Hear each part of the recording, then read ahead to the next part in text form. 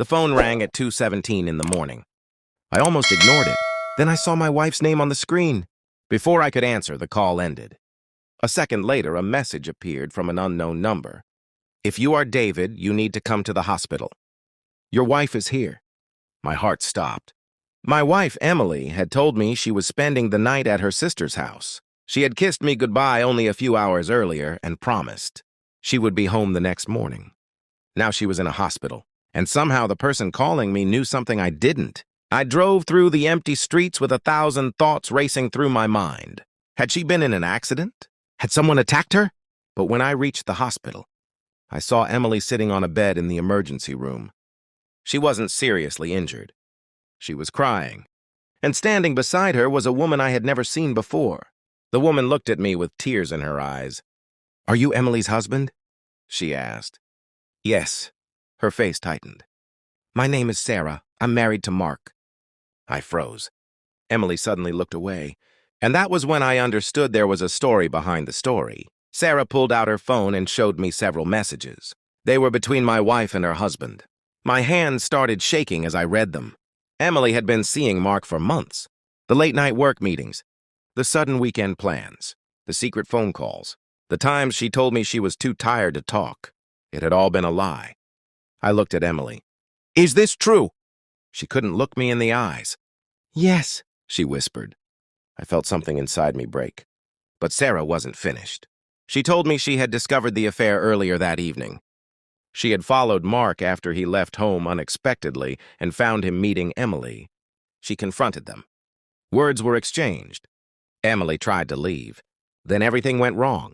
Sarah said Emily became overwhelmed, stumbled near the parking area, and fell hard. The ambulance was called, and she was brought to the hospital. "I didn't want this to happen," Sarah said quietly. I was angry, but I never wanted her hurt. I nodded, but I couldn't find the words to respond. I walked toward Emily. She reached for my hand. "David, I'm sorry." I pulled my hand back. "Don't." She started crying harder. "I made a terrible mistake." "A mistake?" I asked. "You didn't accidentally lie to me for months. You made hundreds of choices." She covered her face. I had imagined catching a cheating wife many times in stories. I never imagined what it would feel like in real life. The woman I had trusted with everything had been sharing secrets with another man. And the worst part wasn't even the affair. It was remembering all the nights I had blamed myself. I remembered every time Emily told me I wasn't romantic enough. Every time she said she needed more attention. Every time she stayed late at work. I had believed her. I had tried harder. I had bought flowers. I had planned dinners. I had apologized for things that weren't my fault. And all along, someone else had been receiving the love I thought I was fighting to save. Sarah looked at me. "I don't know what you're going to do," she said, "but you deserve to know the truth." I thanked her. Then I turned back to Emily. She looked terrified. "Are you leaving me?" she whispered. I stared at her for a long moment. "I already lost the woman I thought you were." Her tears fell silently. "I can't fix this tonight," I continued. "And neither can you." I walked out of the room.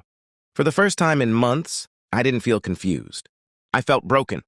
But underneath that pain was something else. Clarity. The next morning, Emily called me again. She said she wanted another chance. She promised she would end everything with Mark. She promised she would become the woman I deserved. I listened quietly. Then I told her something I wish I had understood months earlier. Trust isn't destroyed in one moment. It's destroyed by every lie that comes before the truth.